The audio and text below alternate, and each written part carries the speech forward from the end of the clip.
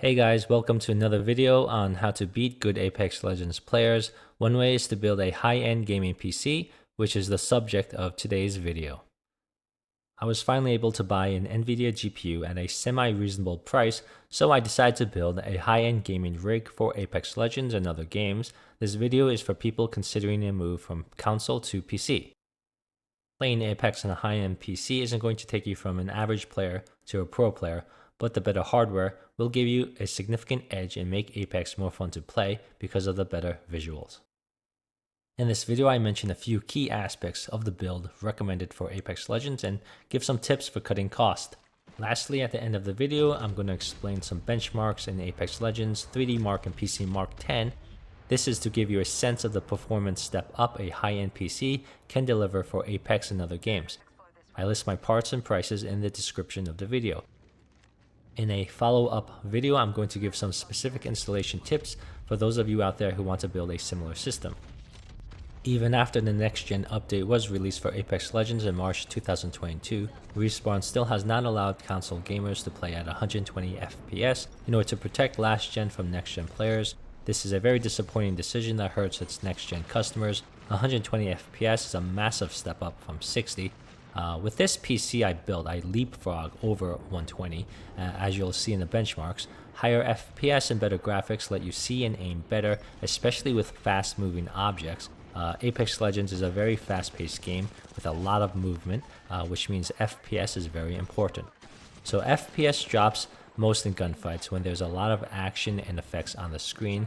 The drops hurt your aim and tracking ability when it matters the most, so you should be building a PC around minimizing FPS drops, not increasing average FPS. A high-end PC prevents these drops and gives you a very smooth experience. High FPS has a calming effect in gunfights, I find, because the actions of the enemy are less jerky. It allows you to see the enemy's movements clearer and allows you to react to those movements faster. A high-end machine will also provide you with better graphical detail, especially in the distance. This improves your situational awareness. On lower-end machines, what you'll find is that you can get surprised easier by an enemy in mid or long range because your computer isn't powerful enough to render high graphical detail at those ranges. So a high-end PC lets you see enemies at mid and long range much easier. In general, the enemies will stand out better against the environment, which allows you to react quicker in-game. So high FPS and better visuals also reduce eye strain and just make Apex more fun to play. Another reason I built this computer is that I just needed a new PC anyway, so I spent a few extra dollars for a gaming build. The only real downsides to moving to PC from console are the cost, which I'll help you minimize, and the fact that the player base on PC is smaller across most Battle Royale games, so SBMM is a bit more annoying in pubs, but ranked mode is about the same difficulty as it is on console, for Apex at least.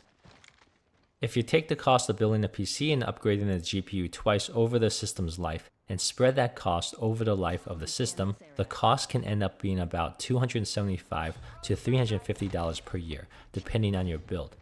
This is the annual amortized cost of PC gaming. I also considered buying a pre-built gaming PC instead of building one. After extensive research, the best one I found was by Origin PC. So buying a pre-built is perhaps $600 to $1,000 more expensive, but you do save time, have more technical support, and forego any hassle like accidentally buying incompatible or non-functioning parts. So the parts OEMs are making it easier and easier to build a PC. I actually had no issues building this one. You just have to be good at following directions and watch installation videos on YouTube for every part that you buy, especially for the motherboard, case, and CPU cooler. So the component that has the most impact on Apex Legends and most PC games is the GPU. For Apex, you definitely should be buying a NVIDIA GPU because Apex has special low latency support for NVIDIA graphics cards called NVIDIA Reflex. Here's a list of some top Apex Legends professional gamers and their GPUs. So as you can see, everyone on the list uses an NVIDIA GPU. I have not come across a top Apex Legends player who uses an AMD GPU. So I managed to buy a GeForce RTX 3080 with 12 GB of RAM instead of the standard 10 GB for a little bit over $1,000 before tax from Best Buy. So I actually only overpaid by a few $100 when you factor in that this GPU is overclocked, has more RAM, and has better cooling than a stock RTX 3080. As of April 2022, the best GPU for Apex Legends on a cost per performance basis is the RTX 3070, but they still are tough to find at the MSRP of $500. The most important aspect of a gaming PC for Apex Legends is how it reduces FPS drops in chaotic gunfights. Even a mid-range system can average 120 or more at 1440p resolution when nothing is going on. But as soon as you go near parts of the map with long draw distances and with a lot of fighting, your FPS can drop very fast. Beyond just having really high-end components, you need to look at the cooling of your system. When there is a performance spike, you don't want your CPU or GPU to be limited due to heat issues. To reduce the temperatures in your case, it is recommended not to use a small form factor case, and you should buy a case that maximizes airflow like a mesh case. A smaller case is also a much bigger headache for installation because it is harder to install the components. I went with a Meshify 2 by Fractal Designs, which I highly recommend. There's a mesh material on the top, bottom, and front of the case to maximize airflow, and there are filters for preventing dust from entering your system. The top is also removable, which makes installation of components 10 times easier. Good cooling also allows you to overclock your components like the CPU, RAM, and GPU so that you can alleviate any system bottlenecks that can cause FPS drops. The total cost of this build was $2,600 before tax. Excluding the GPU, which we all know was overpriced, I probably overspent another $300 because I went with a Gen 12 Intel CPU, which required me to buy a newly released motherboard because the socket on the Gen 12 Intel CPU is different. So the newer motherboard led me to buy DDR5 RAM, which I probably didn't need in reality. In general, newer technology like DDR5 has worse price per performance. So Apex Legends is more GPU limited than CPU limited. So you are better off investing in a higher end GPU than a higher end CPU. So I went with an Intel i5 12600K, which is currently one of the best gaming CPUs out there. But for the majority of gamers, I recommend going with a Gen 11 Intel CPU and a compatible Intel Gen 11 motherboard from a good brand like GIGABYTE, ASUS, or MSI, and buying DDR4 RAM instead of DDR5 RAM, or the equivalent system for AMD. I spent $2,600 for this computer, but if you bought an RTX 3070 at MSRP, a Gen 11 Intel CPU with the associated motherboard, you could build a very good gaming system for $1,600 to $1,800.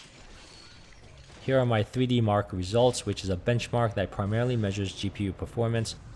Without doing any extra overclocking, my benchmark results are right in line with expectations for my CPU and GPU, as you can see from this table. My PCMark 10 score is also in line with expectations. I'm in the 99th percentile of all people who ever ran this test. And I'll close with an Apex Legends benchmark on Stormpoint, which is one of the most demanding Apex Legends maps, at 1440p in all graphical settings maxed out, and with OBS Studio running to record gameplay and MSI Afterburner open for benchmarking, which reduce system performance. I averaged 191 FPS and had a 1% low of 127. So 1% low is one of the best measures of FPS drops and is a more important statistic than average FPS for competitive shooters like Apex Legends. So my 1% low with all graphical settings maxed out is higher than the average FPS on my prior PC, which had all graphical settings at the lowest level. The move from 60 FPS on the Xbox Series X or PS5 to 190 on PC is well worth the cost if you play Apex a lot. On a high-end PC, Apex is a new and more exciting experience. Thanks for watching. If you enjoyed this video, please subscribe.